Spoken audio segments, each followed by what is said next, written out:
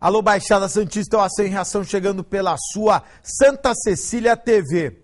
Um prazer muito grande em contar com a sua audiência nesta quinta-feira, ao vivo, falando para os 9 municípios da Baixada Santista e convidando você desde já a participar do nosso programa. Nesta quinta-feira, a presença do Dr. Clemente ao vivo em nossos estúdios aqui, tirando dúvidas dos nossos telespectadores. Clemente, boa tarde e obrigado por vir ao programa. Boa tarde, Augusto. Boa tarde ao nosso telespectador.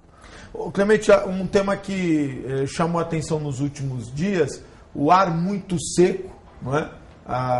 Com muita dificuldade na respiração, em alguns dias o ar com muita umidade, quer dizer, cada dia nós tínhamos uma estação do ano. Me parece que uma frente fria está chegando. Quais são os principais problemas que isso acarreta no sistema respiratório? Boa tarde e obrigado por vir ao programa.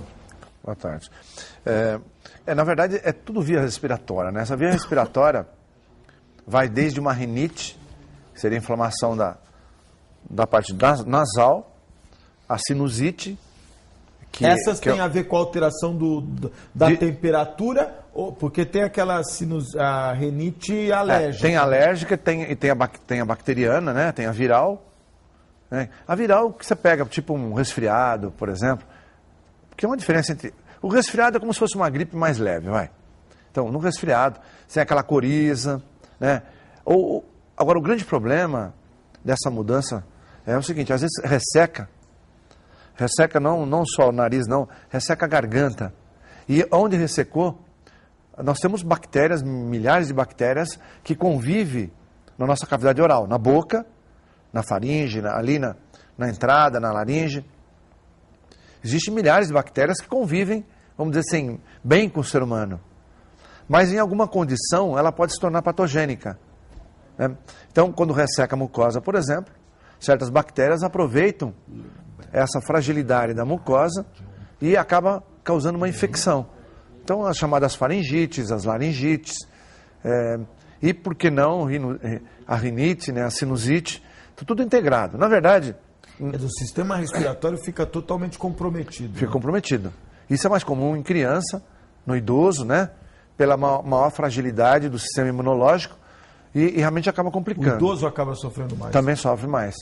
E pior, porque o idoso... E aquela coisa de colocar bacia de água no quarto? Para umedecer, né? Normalmente se aconselha, coloca uma bacia para deixar o ar mais umidificado, porque quando a umidade do ar cai abaixo de 30, já começa a complicar.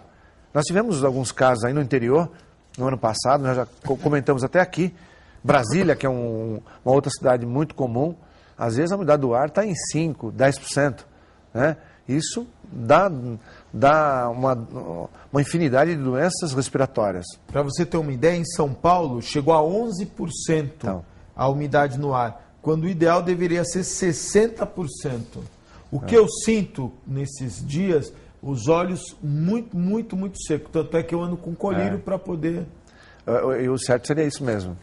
Os oftalmologistas, de uma forma em geral, eles aconselham, em época onde a umidade do ar é baixa, você andar com um colírio. Não um colírio para bactericida, né? Sim. Um colírio só para lubrificação do olho. Lubrificação. Então isso eu acho que é super importante. Mas como nós falamos, a mucosa nasal seca, tem algumas pessoas, Augusto, que tem sangramento nasal nessa época. Como em Brasília, né? Muitas pessoas que vão para Brasília acabam tendo sangramento nasal. Sangramento nasal. E o grande problema também é o seguinte, essas cavidades são interligadas. Por exemplo, o nariz se liga com a parte de baixo, na faringe, a laringe, mas ele se liga com o olho e se liga com o ouvido. Clemente, eu queria mudar de assunto, eu queria passar para um outro assunto, mas você está falando dessa ligação toda que nós temos do sistema respiratório, né? E ontem uma pessoa comentou comigo, eu não sei se você pode falar sobre esse assunto, diz que tem chama carne esponjosa, que ela vai se formando nessa região, que deixa até preenche aqui, fica até mais alta essa região e a pessoa tem que operar para retirar, mas que invariavelmente ela volta a crescer e que chega a tampar aqui a respiração? Isso se chama polipose nasal. Polipose. Sim. Nós temos no nariz as conchas, né? Concha nasal. Concha nasal inferior, média, superior e suprema.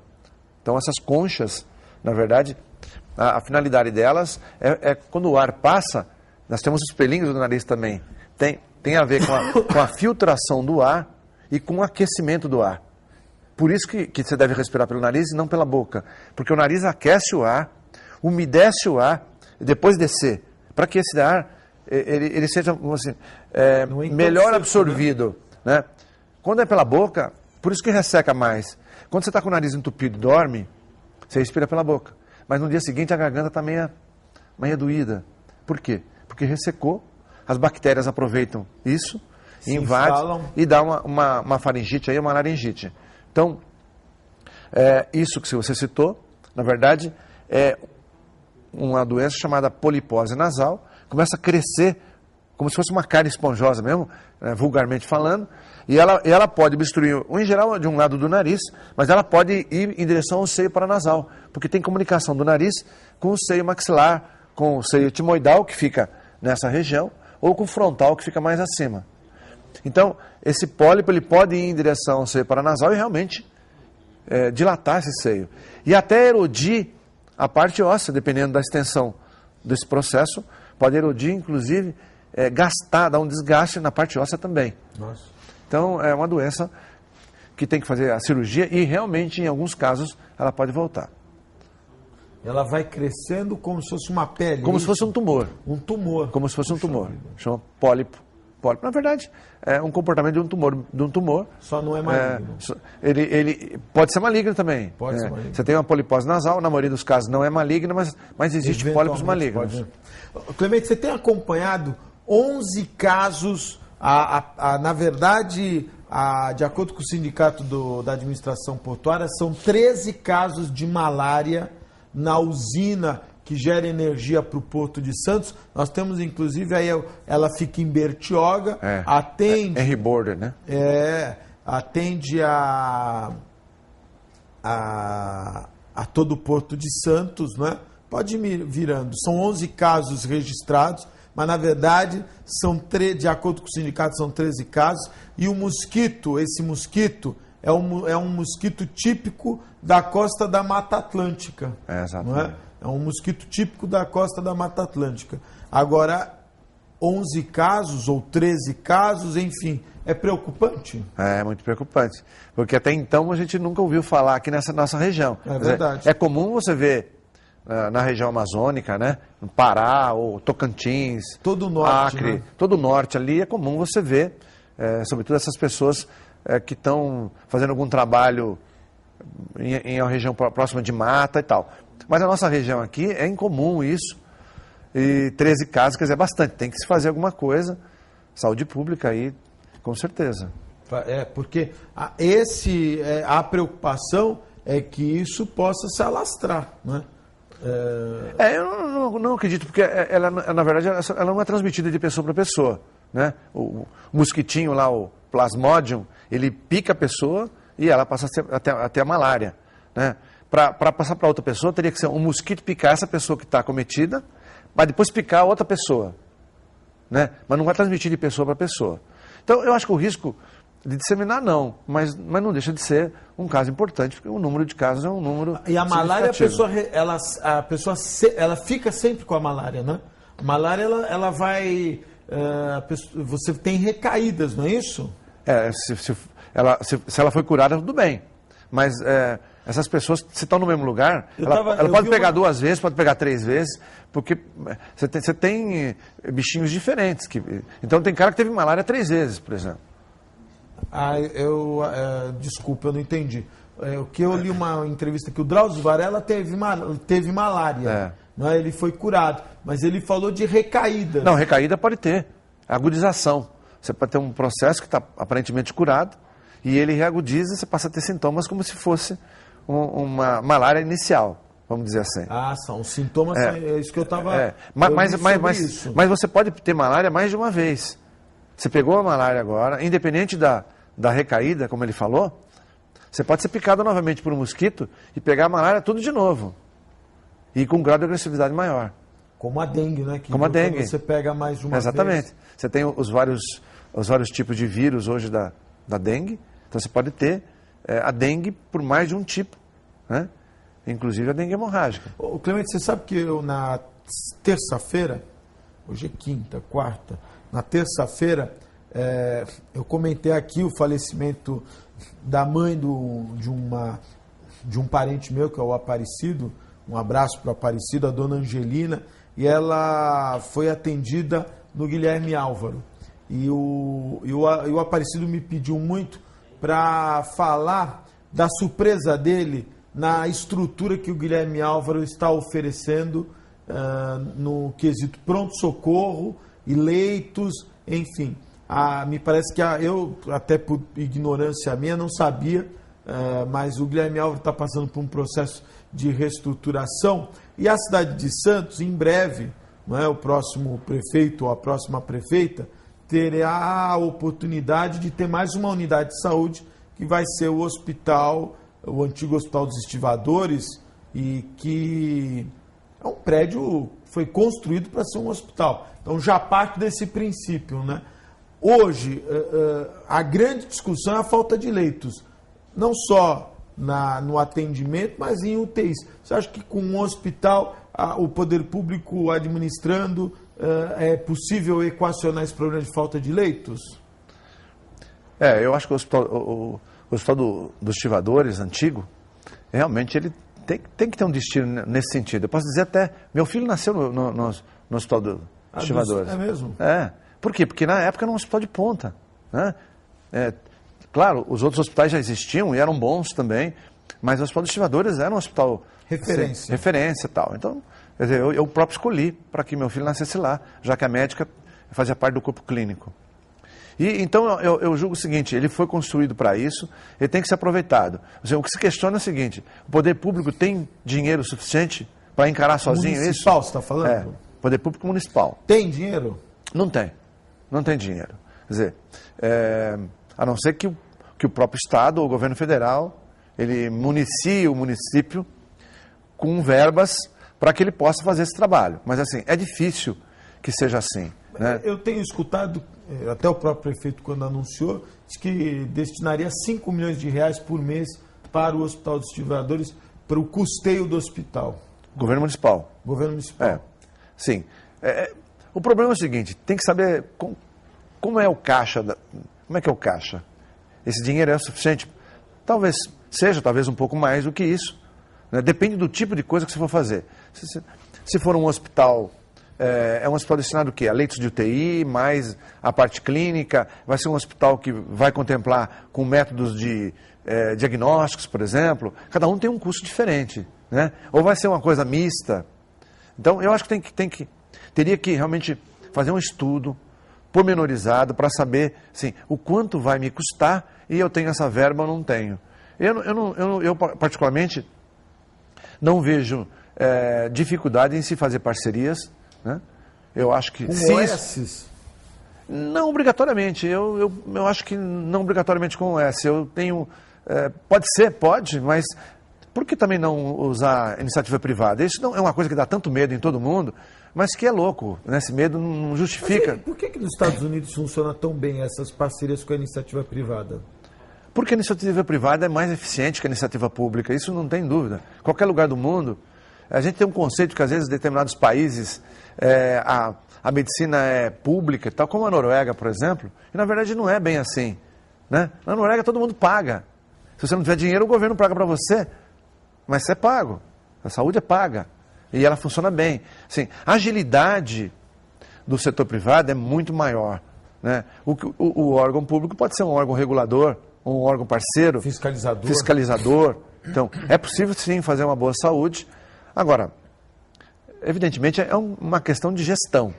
Você tem que botar um gestor eficiente para que ele possa fazer esse de controle e a própria população vai se encarregar de avalizar ou não isso aí, né? Então, acho que não tem que ter esse medo. É só ver o que aconteceu com a Dilma aí na nova proposta. Qual é? falava tanto, aquele puta medo, não pode porque está vendendo, porque está entregando, porque é público, porque... E hoje está vendo que é um bom negócio, né? Fazer essa parceria público-privada, nenhum medo nisso, todos os países desenvolvidos são assim, e nós não podemos fugir desse padrão. De um formato... Um formato que funciona mesmo, é o melhor do mundo. Se você pegar países que cuidam sozinhos da saúde pública, ela não é tão boa aí quanto... não pode ter interferência, não é, Clemente? Porque o que eu percebo na questão das OS hoje, aí vai uma crítica que a gente acompanha os noticiários e a todo momento você vê casos de problemas com OS. As OS, quando elas fazem as parcerias, né, e administram determinados equipamentos de saúde, invariavelmente tem uma interferência política muito grande. Isso é complicado. É? Eu acho que sim. Qualquer que seja o setor, mas especialmente o setor público, você não pode ter interferência, não. Para funcionar bem, não pode ter interferência, porque senão ele atua como um fator limitador e isso aumenta o custo internamente, aí ela quer mais dinheiro e você não tem como funcionar. Então, eu acho que tem que ser muito bem ponderado, mas eu acho muito possível de você fazer um bom trabalho. Sabe, eu não tenho dúvida. O nosso problema hoje é gestão, verbas. É assim, falta dinheiro. Mas, principalmente, falta gestão. A administração. Isso aí... Porque nós temos, basicamente, a BNE atende um número de leitos, não é, para o sistema público, a Santa Casa. Aí você tem o Guilherme Álvaro, você tem o Hospital da Zona Noroeste. Basicamente são, se eu estiver enganado, você por favor me corrija, mas basicamente são essas unidades de saúde, não é? Augusto, eu vou só citar um exemplo para você entender. Esse trabalho foi feito alguns anos atrás, mas é o seguinte, comparando o custo de um hospital, leito dia, no público e no privado. Pegaram o maior número de concentrações de hospitais públicos no Rio de Janeiro. Então eles pegaram vários hospitais do Rio de Janeiro e compararam o custo com um hospital equivalente da iniciativa privada. O custo é 6 vezes maior na iniciativa privada. Meu Deus do céu. 6 vezes maior. 100%. Então, cara, não tem verba que vai aguentar. Não tem verba que vai aguentar. Mas, Natival, o Fantástico mostrou uma série de reportagens com os hospitais públicos no quesito de compras, né? Recentemente... Bom, isso é uma outra coisa importante. Só nos hospitais públicos. Você sabe que no Rio de Janeiro, nessa época que fizeram, o custo era 6 vezes maior, existia 11 funcionários por leito no setor público. Claro, estou falando, não é 6... Está incluído o médico, o enfermeiro, o que limpa, o comprador, a equipe toda, 11. Então não vai conseguir. E o custo é maior mesmo, a eficiência é menor. Tem um padrão para isso, Clemente? Olha, um atendimento top, tantos funcionários, um atendimento médio, no quesito de quantas pessoas precisa para cada leito? UTI deve ser uma realidade, clínico deve ser outra. É variável, mas de qualquer forma, eu acho que a gente tem que mais se pegar no custo. 6 vezes maior, mas nem duas justifica. Outra coisa, você citou, eu vou aproveitar um gancho. O setor público compra mal. Ele paga muito maior do que a média do mercado. Isso é louco. Se você paga muito maior, você está gastando um dinheiro que poderia ser utilizado no outro setor. Será que dá para mudar essa mentalidade? Dá. Não é que dá, Augusto. O mundo mudou. Tem que mudar. O setor público, se ele não consegue gerenciar, ele tem que passar para quem consegue gerenciar. Mas é possível, todo mundo tem que ter essa consciência. As pessoas cobram isso do setor público. Qual a queixa maior em Santos? 42% das queixas é saúde. É saúde. Então, assim, ele está cobrando uma saúde melhor. E quem é representante do povo, ele tem que fazer jus. Ele foi escolhido pelo povo, ele tem que fazer. Se o setor público não consegue, faz uma parceria, cobra dessa parceria, mas você tem que conseguir reduzir esse custo, tem que conseguir, até o limite do razoável, claro, você não vai prejudicar, comprar alguma coisa que não vem ao caso só porque custou mais barato, mas também não pode comprar pagando muito mais caro, ou comprar a medicação para 3 anos, quando na verdade o vencimento é 2, e assim por diante. Isso nós sabemos que acontece. Acontece. É Brasil todo, né? Então a gente tem que olhar o mundo fora, como é que funciona, e todo mundo... Olha, eu sei de uma cidade aqui na Baixada Santista que não tem um gerenciamento correto do seu almoxarifado no quesito de medicamentos. Então, eles compram mais do produto, de um produto, menos de outro, em razão da falta de um controle de almoxarifado adequado. Que hoje deve ter sistemas. Ontem eu tive com o pessoal de TI aqui. Hoje você tem sistema para tudo. Sistema de gestão, sistema de integração. Isso é básico, né? Isso é o que eu tenho na minha clínica. Assim, então é o seguinte, você tem um controle mínimo de estoque, baseado no número de casos que você tem. O próprio computador te avisa quando você está quando o estoque caiu, ele avisa lá, apita lá, pip, tá faltando comprar tal coisa. Dispara a compra já. A menina já está... Ela já manda o e-mail automaticamente para a compradora vai lá, já pede e repõe esse estoque. Ou seja, Augusto, isso é TI mesmo. É TI. Não, eu estou dizendo isso porque ontem eu fiz um programa com um pessoal de TI e eu estava perguntando aqui para uma dos convidados, estava o pessoal do Sebrae, inclusive, um quesito interessante que é o acesso ao Porto de Santos, né? Não se encontrou uma solução para os estivadores, que seria a leitura da mão, né? Leitura biométrica, se eu não estiver enganado. E ela estava me dizendo, olha, a gente vende serviços para o mundo inteiro nesse quesito. Hoje você tem soluções simples para acabar com isso. É questão de gestão. É gestão. E é uma solução tão boa que você independe do ser humano. Se usou medicação, deu baixa no computador, todos os demais processos é automático. Né? Não tem que passar por um monte de gente, cada um falando, Augusto, avisa fulana que acabou... Acabou isso aí, ela vai falar com o chefe para comprar. Não, já disparam um negócio de compra. Né? Cara, se não fizer isso hoje, você não vai sobreviver. E isso no poder público é fundamental. Você vai reduzir custo. Olha, eu já te perguntei isso da outra vez. Eu fui no pronto-socorro central atender socorrer uma pessoa recentemente, coisa de 2 meses atrás, até comentei com você, o raio-x do pronto-socorro central estava quebrado. E não dá para entender, porque eu fiquei pensando assim, vamos imaginar, o prefeito talvez não tenha culpa disso, porque ele não está ali diretamente, mas a gestão do processo, por mais que alguém me diga que tem apenas um raio-x, eu não consigo entender. O errado está em ter um raio-x.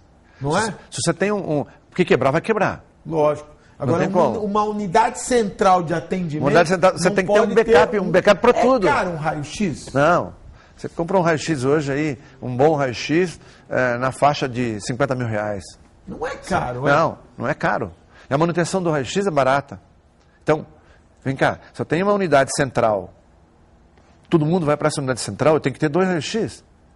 Eu tenho que ter 2 ultrassom, não posso ter um. Por quê? Porque se der pau em um, enquanto conserta esse, eu tenho que ter. Por quê? Porque eu não posso parar de atender a população. Então, isso é básico. Augusto, esse tipo de coisa eu faço na iniciativa privada. Né? Você não dá imune, de repente você tem 3 aparelhos, pode acontecer de quebrar os 3. Mas a probabilidade começa a diminuir, né? É remota. Lógico. Então eu acho que você tem que trabalhar com isso. Se não trabalhar dessa forma, você vai sempre atender mal. Porque nesse dia, parece que é sempre o contrário, né? Quando quebra, mais gente precisa, lógico, mais gente reclamando. Então, eu acho que essas coisas são todas possíveis, tem que estar integrados. Eu acho que se você não fizer uma administração também integrada, com tecnologia de informação, todos os setores da área da saúde interligados, seja o hospital, seja as unidades básicas de saúde, enfim, os pontos-socorros, tem que estar tudo interligado. Porque senão realmente você vai ter um custo maior. O que aumentou a produtividade no mundo todo foi a tecnologia de informação. Essa integração, que faz com que você não faça uma compra boba, né? Até para pagar menos. Augusto, você tem hoje algumas empresas no mercado, você paga uma mensalidade. Aí você tem uma compra mensal, digamos. Ele já cadastra tudo o que você precisa. Você dá um enter aqui, ó, tuc, já caiu isso no sistema do cara. 24 horas depois, todo mundo já cotou. Você tem todas as cotações para comparar valores de preço. para uma possível licitação, por exemplo. Para você não pagar mais caro numa licitação. Se o cara na licitação houve uma combinação de empresas, não, olha o valor aqui que eu tenho, meu parâmetro, você não vai comprar. Com isso você vai reduzir o custo absurdamente. Quer dizer, a coisa é gestão, você tem que conhecer de gestão, não apenas de medicina, né? E agora, é possível ter jogo de cintura para implantar, né? Para implantar, tem que ter, claro, não vai ser do dia para a noite, você tem que ter todos os computadores interligados nos vários setores, isso demora um certo tempo. Mas que é possível? É. Dá para melhorar? Dá. Dá para atender melhor? Com certeza. É uma pena que o setor público é tão lento para decidir essas coisas, quando na verdade, em termos funcionais, esse custo vai ser reduzido muito lá na frente, né? Beneficiando todas as pessoas. Com certeza. Tem tantas ideias, eu acho que um programa todo seria pouco para a gente falar. Clemente, muito obrigado pela participação, viu? Obrigado, Augusto. Um grande beijo aos nossos telespectadores. Nós vamos fazer um breve intervalo, é muito rápido, fique aí, eu volto já. É só querer, né? Porra, Augusto.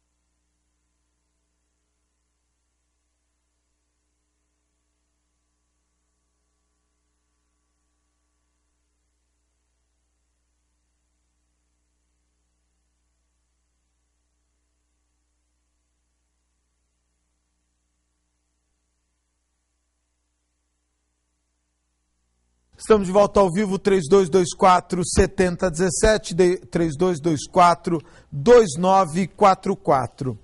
Antes, vamos dar alguns recados aqui que eu recebi e quero registrar. Primeiro, Câmara Municipal do Guarujá me convida para a entrega do título de cidadão ao Luiz Fernando Limas da Fonseca. Muito obrigado aqui. Acontece no dia 24, segunda-feira, às 7h30 da noite. Muito obrigado. E na sexta-feira o doutor Bustamante, eu estarei lá dando um abraço ao doutor Bustamante. Quem também nos apoia, os meus amigos do restaurante Boqueirão Express Grill, Rua Lobo Viana, 89, ao lado da Unisanta, em frente ao Supercentro Boqueirão. Olha, eu quero convidar todos, a Associação Atlética Portuguesa, o segundo Arraial Português, no dia 22, às 8h30 da noite, com a Rancho Folclórico da Portuguesa, o Grupo Folclórico Casa de Brunhozinho, em São Paulo. Informações, coloca os telefones aqui, ou na própria secretaria do clube. Está aqui na Avenida Pinheiro Machado, ou na própria secretaria do clube. Um abraço especial, pessoal lá do Rancho Folclórico da Portuguesa. Está registrado aqui. Um abraço a todos. Mandar um abraço para o Marco Albano, que é presidente do Rancho Folclórico. Quem também nos apoia, os meus amigos da Brutus Moda Masculina, Supercentro Boqueirão, loja 1 e 2, a loja que veste o homem atual. O Adib sempre com os últimos lançamentos em moda masculina. Brutus Moda Masculina, Supercentro Boqueirão, loja 1 e 2, a loja que veste o homem atual. Quero lembrar também da Rafaela Laranja. Ela vai estar se apresentando na sexta-feira, dia 21, às 8 da noite, no SESI. A entrada é franca. Rafaela Laranja vai fazer um show em homenagem a Noel Rosa. Um abraço ao meu amigo Marcelo Laranja. Quem também nos apoia, a Ozan, www.ozan.com.br. E quero agradecer aqui o convite da Prefeitura de Santos para a cerimônia de entrega da Sala Serafim Gonzalez.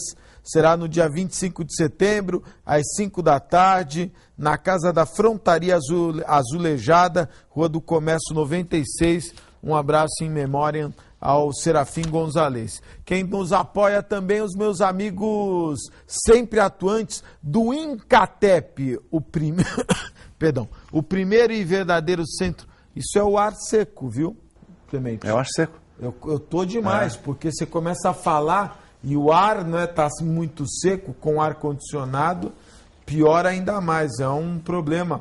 E você dá aquela engasgadinha. Mandar um abraço para o João do Incatep, que agora está qualificando a mão de obra do trabalhador portuário na área do offshore. Ele tem instrutores nessa área de offshore, qualificando o trabalhador portuário. Por isso eu recomendo Incatep, o primeiro e verdadeiro centro de excelência portuária. E também quero registrar aqui, olha, eu não vou ter tempo de falar, mas eu recebi um e-mail, mas pode mostrar, eu recebi um e-mail de telespectadores que estão preocupados com a instalação da empresa Saipem, é uma empresa italiana que está se instalando na área do Sing. Quem mora ali na ponta da praia, é uma área nobre, e nós teremos uma empresa de metal pesado, porque ela fabrica tubo. Essa história de offshore é para inglês ver, ou melhor, para italiano ver, porque na verdade é uma empresa de metal pesado, vai construir tubos, não é? Então, e vai se instalar no pior lugar que poderia, é uma pena. Detalhe, a Prefeitura do Guarujá está lavando as mãos. Ela permitiu a instalação dessa empresa e os prejudicados, os maiores prejudicados, serão os moradores da ponta da praia. Precisa ser discutido isso urgente, urgente. Mandar um abraço também ao Diário do Litoral e o Jornal da Orla. A promoção, você comprando o Diário do Litoral nas bancas, às quintas e domingos, você ganha inteiramente grátis o Jornal da Orla. E você tem um cupom no Diário do Litoral, você recorta esse cupom, entrega para o seu jornaleiro e vai estar concorrendo a vários prêmios. Jornal da Orla, Diário do Litoral. Eu pediria 2 minutinhos, nós temos que pedir para que a Prefeitura de Santos promova uma ampla fiscalização nos bares, principalmente do chamado... ali na 15 de novembro, né, os bares que estão instalados ali, porque a gente já noticiou em outras ocasiões a quantidade de casos de agressão por parte de seguranças de alguns estabelecimentos, né? E nós tivemos um caso recente, no dia 17, no Central City, não é isso? Essa casa Central City, onde um cliente, ele, de acordo com as afirmações, ele foi levado para um depósito e teria sido espancado pelos seguranças. A casa diz que demitiu o segurança, que aconteceu essa discussão entre o segurança e o frequentador. E no mesmo dia, tivemos um caso de estupro, que realmente chama atenção pela gravidade do assunto. Esse é o retrato falado do jovem, que diz que só vai se apresentar quando forem retiradas as acusações, no Aluri Café. Aí está a vestimenta da moça que foi estuprada, não é? E olha, eu estou chamando a atenção porque eu acho que o problema está na qualificação destes personagens que são contratados para trabalharem de seguranças, porque não tem cabimento. No primeiro caso, eu queria que mostrasse a Central City, depois a Aluri, viu, Camila? Não tem cabimento você, uma pessoa que que é paga para manter, para resguardar a segurança no local, se vê envolvida num ato de agressão. E no caso da Aluri Café, a polícia está investigando, a doutora Débora, da Delegacia da Mulher, está investigando, e tenho certeza, conheço a capacidade da doutora Débora, vai atuar com muita veemência na elucidação desse caso. Mas a prefeitura precisa fiscalizar e agir contra esses funcionários que, na minha opinião, são totalmente desqualificados para atuar nessa atividade. Nós vamos fazer um breve intervalo, é muito rápido, fique aí, eu volto já.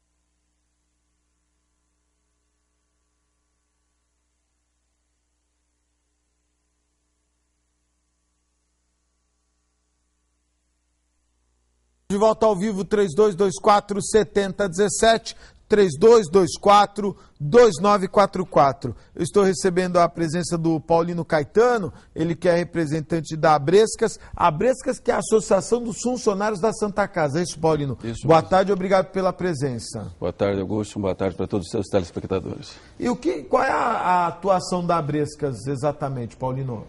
Então, a Abrescas nasceu numa época em que nós não tínhamos na legislação pátria tantos benefícios como temos hoje. Não é? Vale transporte, vale alimentação, vale refeição. Então, nasceu da ideia inclusive incentivado pelo provedor, mas da ideia de um grupo de funcionários criar uma associação, lá em 1973, já vai fazer 40 anos, para apoiar, não é, os trabalhadores, naquela ocasião, com esse tipo de benefício. Isso, graças a Deus, veio crescendo até hoje, que se tornou a grande associação que é. Quem era o provedor, você lembra, na época? Era o Dr. José Gomes da Silva. José Gomes, que foi um dos considerado um dos grandes provedores da Santa Casa, né? Foi um dos grandes provedores. Ampliou muito a Santa ainda, Casa. Ainda se lembram bastante dele. Acho que ele, o Manuel Lourenço das Neves, o atual provedor. O atual. Aqui eu mando um grande abraço. E o doutor Antônio Manuel de Carvalho também. Carvalhinho. Carvalhinho, famoso. Você chegou a ter contato com o Carvalhinho? Não, eu na época o conheci, porque ele foi prefeito de Santos, né? Eu estou falando que você está cheio de Mas cabelo não, branco. Então você é bem mais velho do que eu. Lá na Santa Casa não, mas na sociedade conheci, era novo, ainda o conheci. E a relação com o Manuel Lourenço das Neves é tranquila? É tranquila, é uma pessoa maravilhosa, uma pessoa extraordinária e que nos apoia muito na Abrescas. Devemos muito a ele do que temos hoje. Quais são os incentivos que a Abrescas oferece no campo social? Parece que vocês têm salão de festas, tem quadra esportiva. Exato, nós temos, além do salão de festas, né, a quadra poliesportiva, o tradicional Campo Santa Isabel, que muitos, né, já jogaram lá, desde muito novos. E temos também, como nós não temos ainda um plano de saúde, nós temos convênios com vários médicos, clínicas, laboratórios, não é? farmácias de manipulação, e que, através dessa rede, o nosso associado é bem assistido. Além de outros equipamentos, né? Como chácara, casas, apartamentos. É mesmo? Nós temos 2 casas no condomínio fechado em Iguape, temos 3 apartamentos em Serra Negra. As pessoas podem utilizar? Podem utilizar, pagam uma pequena taxa apenas de utilização e utilizam com a família. Hoje é um dos melhores, eu diria, um dos melhores clubes de Santos. Já que é uma das maiores associações. Precisa ser funcionário da Abrescas. Precisa ser funcionário da Santa Casa, né? Precisa ser funcionário da Santa Casa. Quantos funcionários hoje a Santa Casa tem? Você tem ideia? A Santa Casa tem em torno de 3.500 funcionários, aí considerando todo o quadro de funcionários, médicos. Né? É bastante gente. 3.500. Né? É uma pequena cidade do interior, né? O Erimar deve ficar, às vezes, de cabelo em pé para poder muito problema. Né? Muito você problema. Você sabe que no dia do apagão, não foi um apagão, mas os ventos, não é? De ontem à noite, a Santa Casa ficou sem luz. Você trabalha na Santa Casa ou você é funcionário da Abrescas? Não, eu sou advogado da Abrescas. Eu tenho consultório particular, né? Tenho escritório particular e dou assessoria, mas não trabalho lá. Não. Agora, a Santa Casa ficou sem luz. Eu soube por funcionários que ficou sem luz, né? Em alguns setores, porque alguns que são estratégicos tem gerador. É verdade. Agora, vocês firmaram uma parceria com a Usan, é isso? Exato. Uma parceria extraordinária. Fábio Garibe. É o gerente comercial, né? Você conhece o Fábio Garibe? Conheço. Nós estivemos juntos em algumas reuniões antes da formulação, do ajuste aí do convênio com a Usan. Você sabe que quando ele vem ao programa, é recorde de ligação de telespectadoras. É galã, né? É galã. O Fábio Garibe vem ao programa, as meninas ligam. Tem fama. Tem fã, tem as fãs dele que ligam no programa. Isso. Ele é um dos... É ele e o Eduardo Filete. Ele e o Eduardo Filete estão competindo aí para ver quem é o galã do programa. Agora, os funcionários da Abrescas terão, então, acesso ao Usan? Então, esse convênio, ele dá ao associado da Abrescas, não é, o acesso ao plano da Usan, o plano de auxílio funeral da Usan, de forma gratuita. O funcionário não paga nada, o funcionário associado não paga nada. A Abrescas custeia todo o valor do convênio para ele. Caramba. Então, é um benefício extraordinário, né? Muito bom. E olha, no momento mais difícil, exato, né, que as pessoas não sabem o que, né, ficam perdidas, né? Às vezes desprevenidas, não é? Tem que recorrer a terceiros, a empréstimos. É uma situação constrangedora, não é? Às vezes passa listas. E a Santa Casa tem um número de funcionários muito humildes. Então vem assim de forma extraordinária contemplar principalmente o mais necessitado. E o mais incrível é que esse plano permite que ele coloque dependentes, não só dependentes dele na associação, mas como também agregados. Ou seja, ele pode colocar o pai, a mãe, o companheiro, enfim, o tio, e o valor cobrado é descontado na folha de pagamento dele, aí é cobrado, desse dependente, o agregado é cobrado, mas é um valor módico muito pequeno, não é? Muito menor do que o valor hoje do plano no mercado, e ele atende, além dele, quer dizer, o benefício da Abrescas atende, além dele, essa rede familiar, não é? Porque não é só ele, mas e não é só o filho, mas o pai, a mãe, aqueles que não são dependentes dele na associação. Então, a Abrescas hoje permitiu, com esse convênio, que ele levasse, não é, esse benefício a esses outros que giram, os familiares que giram em torno dele. E nós descontamos aquele valor em folha de pagamento e repassamos para a OSAN. Então, veio assim, foi um dos melhores benefícios que nós já trouxemos para o associado. Independente de quadra, independente de campo, de casas, porque a pessoa é um benefício que ele recebe e que ele vai utilizar num dos maiores momentos de dor, não é? Que é quando ele perde um ente querido, qual de qualquer grau. Qual é o número de associados hoje da Abrescas? Hoje a Abrescas tem em torno de 2.800 associados. Puxa vida, bastante gente. 2.800 associados. Quase a totalidade dos funcionários. Quase a totalidade. Quase a totalidade. Graças ao trabalho, principalmente, eu não posso deixar de ressaltar aqui, da atual diretoria, né, na pessoa do presidente José Antônio Carvalho, que é uma pessoa de uma capacidade incrível de gestão, que com os benefícios que ele conseguiu para o associado, aquele que não era associado, você vê, a entidade vai fazer 40 anos, correu para se associar para adquirir esses benefícios. E mais um detalhe, são 2.800 associados que hoje recebem o plano da OSAN gratuitamente, não é, de graça, e já temos inscritos como agregados dependentes 2.000 vidas, 2.000 pessoas, familiares desses associados que já estão amparados. O atual presidente José Fernando Carvalho ou José Antônio Carvalho? Não, José Fernando Carvalho. Ah, José Fernando, você falou Antônio, José Fernando Carvalho é o atual presidente. Correto, José Fernando Carvalho. A OSAN já tem quase 2.000 pessoas?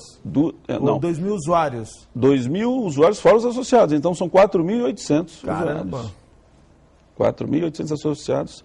Usuários fechamos agora no mês de agosto. Sim, porque todo o associado já tem direito, né? Já tem direito, naturalmente. Exatamente. O que agrega são os 2.000... Esses 2.000 que são parentes dele, dependentes ou agregados da família. E vai dar suporte no auxílio funeral. No auxílio funeral. Todo o processo, como é de conhecimento já, né? Até uma prestação de serviço a questão extraordinária. burocrática que é complicada, né? Você não está com cabeça naquele momento. Exato. Eu vou dar um exemplo. Eu falei agora há pouco com o Clemente, meu tio Aparecido, e a dona Angelina. O Aparecido imagina, perdeu a mãe. Né? O meu tio, a dona Angelina tinha OSAN, ele estava maravilhado. Ele, olha, puxa vida, eu não estava com cabeça, todo o trâmite, o processo...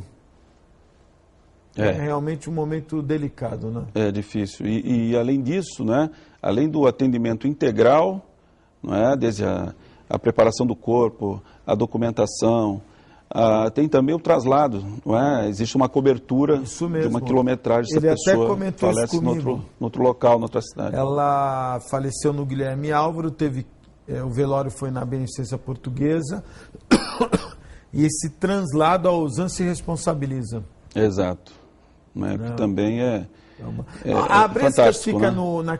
em frente ao CT do Santos, não é isso? Exatamente, ali na Francisco Manuel, a rua daquele canalzinho. Ali na lateral do CT do Santos, onde tem o salão de festas. Tem o salão de festas, tem a quadra. O campo de futebol. O campo de futebol, né? E onde pretendemos, no futuro, já estou dando aqui de antemão, promover a construção de uma piscina e cercar todo aquele complexo, tornando ali um clube, não é? Onde você vai estar na associação, mas não vai se sentir dentro da Santa Casa trabalhando. Tá. Então, os funcionários poderão usufruir ali com sua família no final da semana. Aquela área devia ser da Santa Casa que cedeu à entidade, né? Exato. Ali foi cedido... 70 e pouco isso? Exatamente. Foi cedido a Abrescas, não é? Pelo provedor Antônio Manuel de Carvalho, ainda na gestão dele. E primeiro o campo de futebol, porque o campo de futebol era da Santa Casa, que arrecadava as taxas, não é? Ele alugava e arrecadava. E o presidente, na ocasião da Abrescas, solicitou que aquela verba viesse para contribuir com a manutenção da Abrescas. E a mesa administrativa se reuniu e fez um contrato comodato, cedendo, né? O provedor baixou uma portaria e depois foi formalizado isso através de um contrato comodato, concedendo aquela área além do campo, toda aquela área no entorno ali do campo de futebol. Mas a ideia é boa de cercar ali, fazer um paisagismo, né? Exato, porque é um espaço, um bom espaço, inclusive, lá nós temos no Salão de Festas Abrescas um estacionamento, não é, numa área cedida também pela Santa Casa, que era um antigo laboratório de análises, um estacionamento para 120 veículos. Você veja que é além do extraordinário salão, o estacionamento gratuito. O convidado chega, deixa seu carro ali com segurança, tem segurança constantemente. Então, é um espaço maravilhoso que só tem crescido. Então, em breve, uma piscina. Em breve, uma piscina. Em breve, pretendemos construir uma piscina para formatar justamente um complexo, não é, de lazer ali para os nossos associados. 2.800, quase 3.000 associados, é muita Exatamente. gente, né? Como você falou. E mais eu quero também ressaltar aqui, Augusto, para os nossos telespectadores, associados, enfim, aqueles que estão assistindo e assistiram esse programa, que nós acabamos de implantar recentemente um consultório dentário. Isso também é outra coisa fantástica, porque o funcionário, quando necessitava de um tratamento dentário, tinha que recorrer à Santa Casa, ao dentista da Santa Casa, aguardar, não é, o tempo, como qualquer paciente normal. Então, nosso presidente Fernando, ele houve por bem investir, não é? E como foi também construída, outro detalhe importante, a nova sede, que é um predinho de 2 andares, ele houve por bem comprar todo o equipamento, instalar o consultório, contratar dentistas. Hoje temos 2 dentistas. Atendendo aos associados. Atendendo aos associados. É caro ser associado da Abrescas? Não é caro. Os funcionários têm é muito difícil para o funcionário? Não é caro. E vou lhe dizer, o tratamento dentário é gratuito também. Puxa vida. Ele não paga nada. Ele só paga o material no caso de canal. Aí não paga nada. Qualquer profilaxia, extração, ele não paga nada. Só no caso de tratamento de canal, onde é cobrada uma taxa para ele de reembolso do material eventualmente ali usado. Né? E, respondendo a sua pergunta, hoje o associado paga apenas R$ 12,50. Meu Deus, não é nada, né? Não é nada. E já há muitos anos. Essa taxa já tem cerca aí, desde que começou o real em 94, para você ter uma ideia, de lá para cá nunca mudou o valor. O que mantém a Abrescas é as receitas que ela ofere com os equipamentos. Então tem o salão de festas, tem a quadra poliesportiva que é alugada, não é, para jogos de futebol, e também para feiras.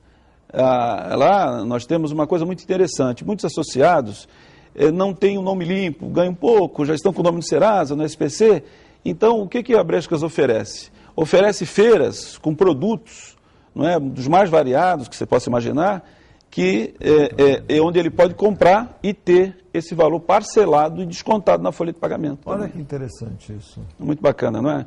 É uma entidade que assiste muito bem os associados, a qual me orgulho de participar, de fazer parte. Você está lá há quanto tempo? Eu estou lá há 11 anos. 11 anos. 11 anos. Estou lá desde 2001. Legal, puxa. Estamos lá. Quando eu comecei na Abrescas, nós tínhamos 380 associados, 370 e poucos ali, em torno disso. E o grande crescimento que ela teve foi com o surgimento do empréstimo consignado. Nós fomos... Que acabou incentivando, né? Acabou incentivando a adesão dos associados. Fomos pioneiros nesse tipo de empréstimo por meio de um banco, na época, que fez parceria conosco, por associado. Eu acho que a questão do empréstimo consignado no país,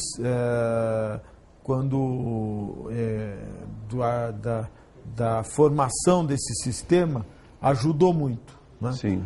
Há de se ter a preocupação da pessoa não ficar no começo, algumas pessoas se endividaram demais, né? Mas hoje... eu acho que já houve um equilíbrio quanto a isso, né?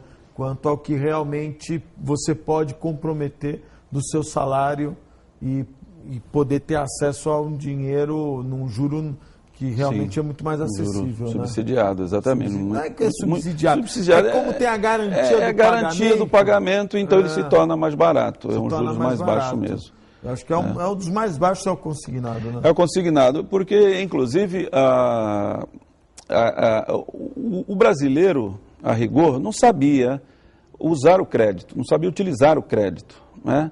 Então, esses que buscaram o consignado Buscaram para quê? Justamente para fugir de cartão de crédito, quitar cartão de crédito, Meu Deus quitar do céu. cheque especial, Você tem quitar muita dívida ação com a contra agiota. cartão de crédito, Paulino? Tenho algumas, sim, tenho algumas. Porque os juros são exorbitantes.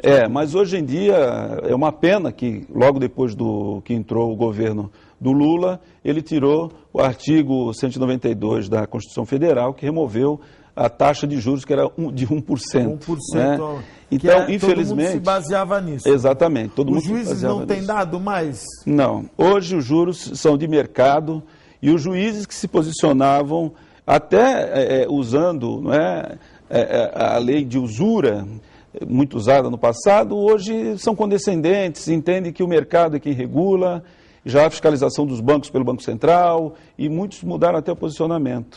É muito difícil questionar juros hoje bancários e de cartão de crédito. Então, naquelas ações que virou uma febre aí em determinado momento de empréstimos bancários, hoje em dia não é tão garantido assim. Não, absolutamente. Infelizmente. Até porque ninguém pega dinheiro emprestado sem ter a noção de quanto vai pagar, né?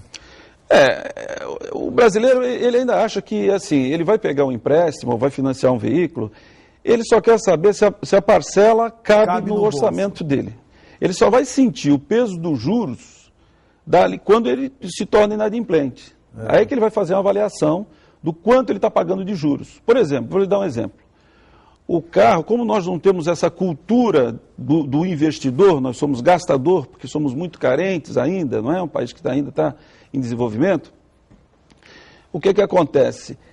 Se ele fizesse a conta, ele ia ver que hoje ele compra um carro zero, tem o prazer de ter um carro zero, mas financia em 60 meses sem entrada, ou dá uma pequena entrada, né? Mas muitos aí que estão aí sofrendo financiar em 60 meses, só que em 30 meses, em 60 meses ele pagará dois carros. Mas em 30 meses ele já pagou, ele não compra, se ele vender, ele não compra um. Quer dizer, você está entendendo? Em 30 meses, o que ele já pagou, se ele vender o carro, ele não quita os outros 30. Então, quer dizer, porque a tendência do carro usado é só desvalorizar. E agora está demais, né? Então, é o que está havendo hoje, é a febre da pessoa ir à financeira e devolver o carro. Eu não posso pagar, ele se torna inadimplente, e hoje as financeiras têm um seguro, né? Ninguém perde, o mercado financeiro não perde nada. E cobre por isso, e cobre aquela dívida.